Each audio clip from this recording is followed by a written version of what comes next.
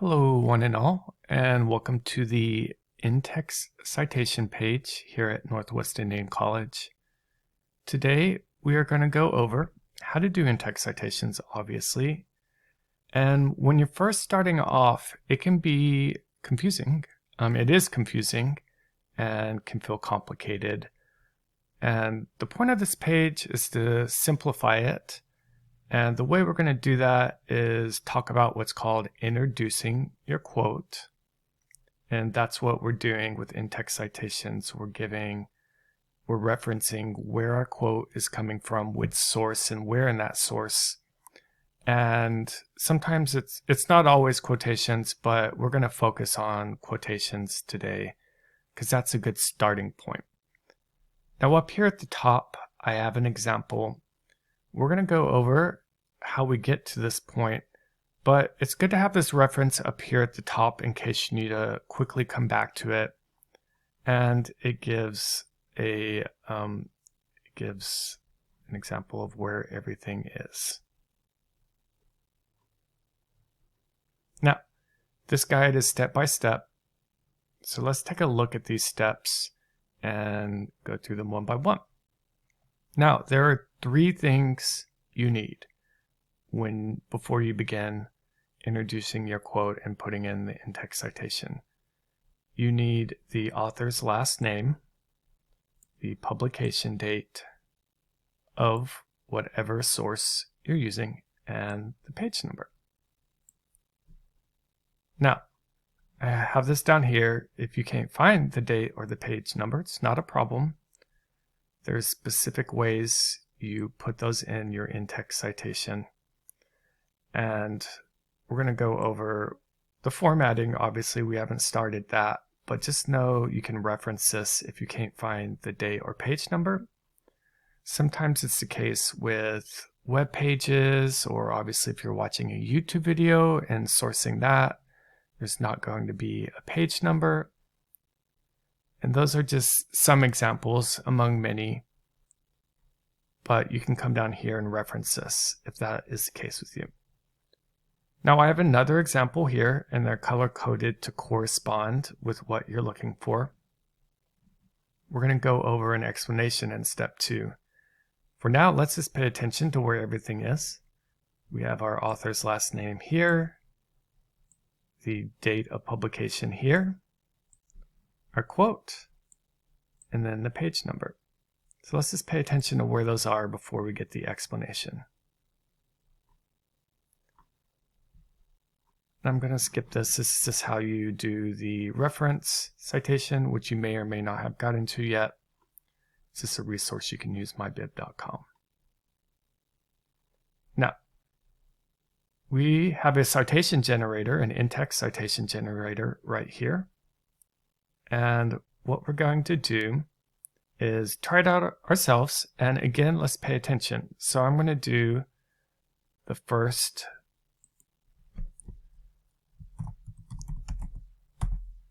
box first.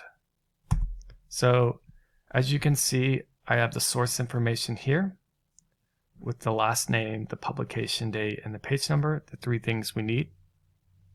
So I put the author's last name here, and this is the corresponding box.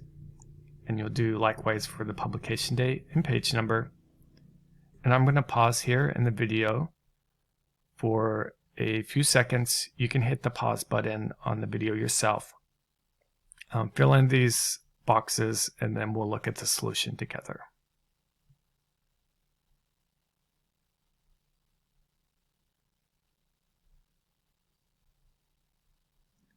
Okay, so I'm going to put in this info really quick. As you can see, the auto drop boxes are popping up. Okay, I have the info in. I'm going to generate the citation. And bing bada boom, it made a in-text citation in proper format for me. Now you'll notice that it has the author's last name towards the beginning, publication date, quotation, and then the page number in the specific format. Right, you'll notice the publication date and the page number are in parentheses. Page number has a P period and then the page number.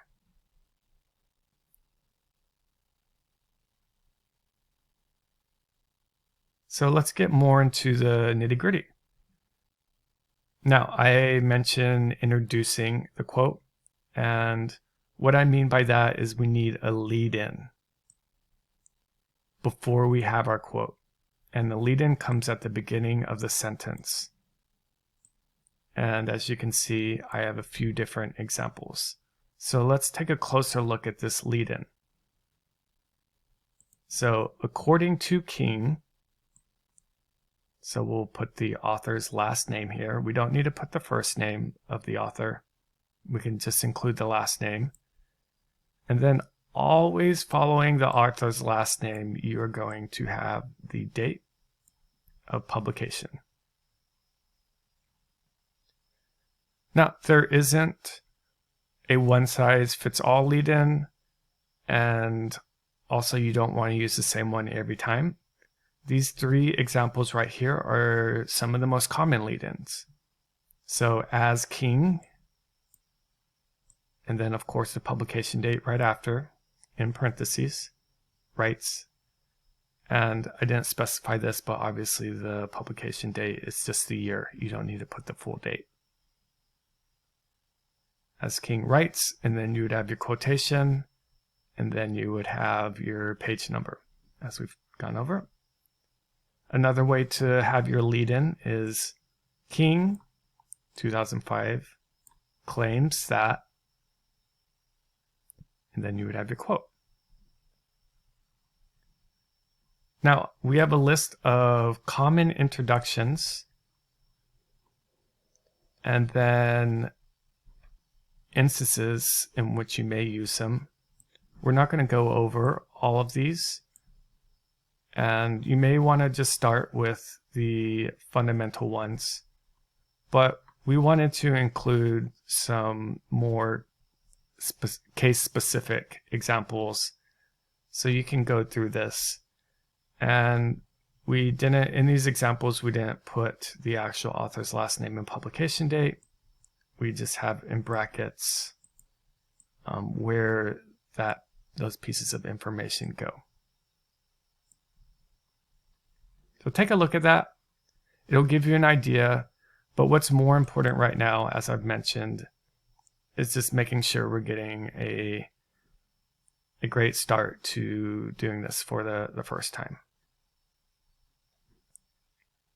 We have another try it out yourself with the info provided, but this time you are going to come up with the lead-in, right? So again, you have all of the information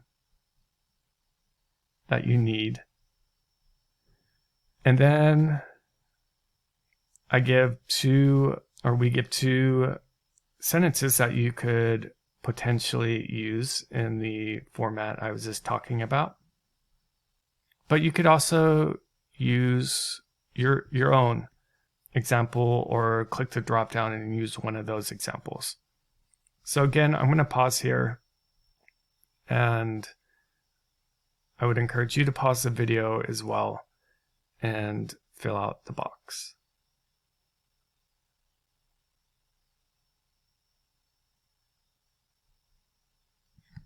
Okay.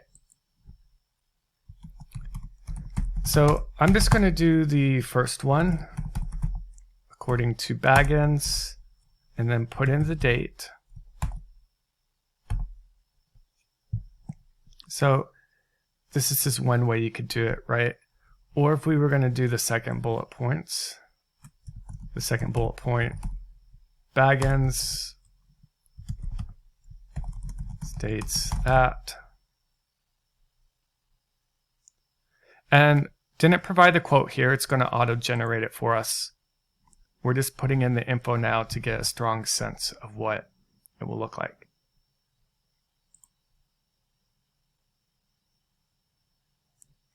Awesome. So still the same format, right?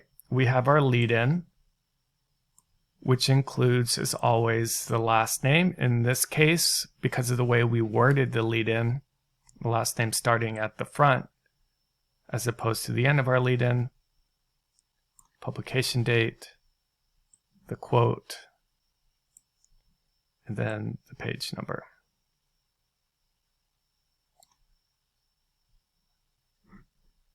let's move on to step 3. And we've gone over the nuts and bolts at this point, and the last step is just going to be the actual quote itself. And so whenever you're reading through your source and you find something that you find is related to what you're talking about in your paragraph, then we can insert that quote. And typically we want the quote to be, we don't want it to be 3 sentences. We typically want it to be shorter, even though there's definitely exceptions. But when you're first starting out, it's usually good to use shorter quotes, and quotes that they don't necessarily have to be the whole sentence. They just have to flow with whatever your sentence is. But if you're just starting out, you could use the full sentence. What's important is that we're practicing introducing the quote with the lead-in and getting the right format in our sentence for the in-text citation. So don't worry too much about that. I'll give an example of shortening the quote and paraphrasing, so you can check that out if you want. Okay, and we have the try it out yourself once again. So we're going to put all these things together. So I want you to give a try, and this is the quote that you'll actually be putting in. So, and then you'll also be choosing your own lead-in. Again, this time I don't give example lead-ins. Just use one that you've used in a previous example, or pick a new one. And I'm going to pause for a second here, and you can hit the pause button on your video as well. And then I'll show what I came up with.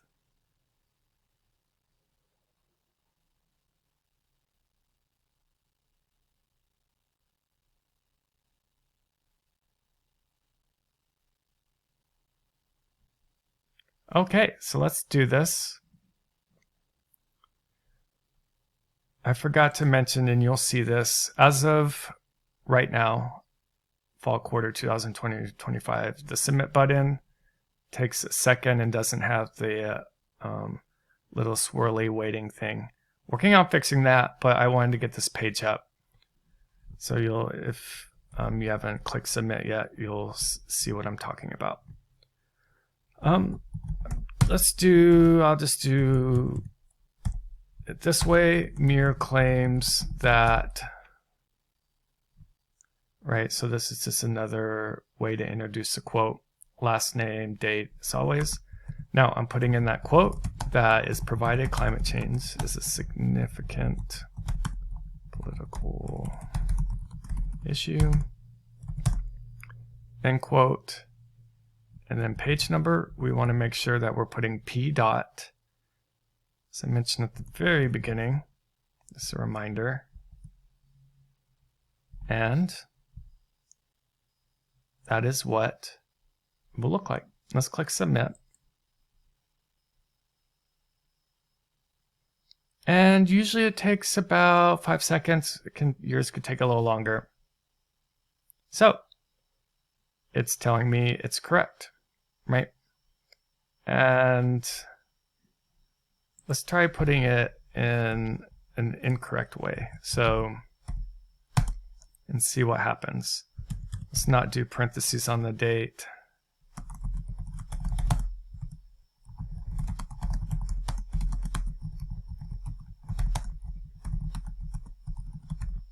And then let's forget the period on the page number. Let's see if it catches it. Do the same thing.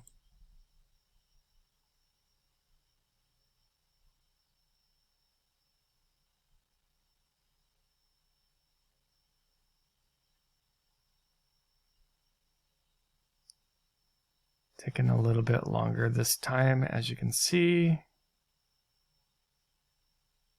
Let's try again. I'm click submit again.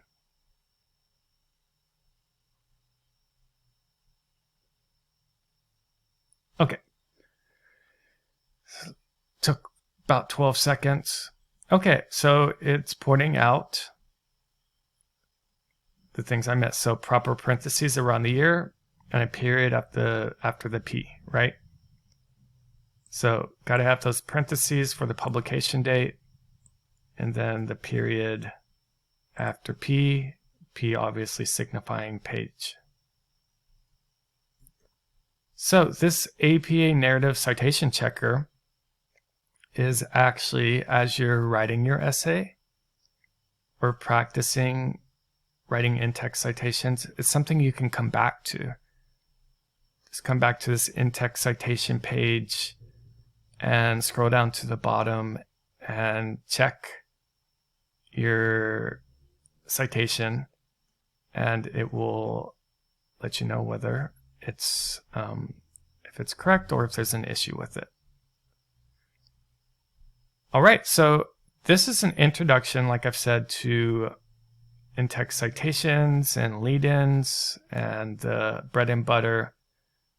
There's a lot of variations on how you can do in-text citations, depending on whether you're using quotes or not, whether or not you put the author's last name directly in the sentence. And that, as you go on and as you keep writing, you'll learn these various things. But for now, what's important is that we just have a starting point for how to do this, jumping off point. And as you keep going through school, you'll learn more of the in and outs, both of in-text citation and also all of APA style. But the point is to know how to get started and feel comfortable writing your essays as you're starting off at NWIC.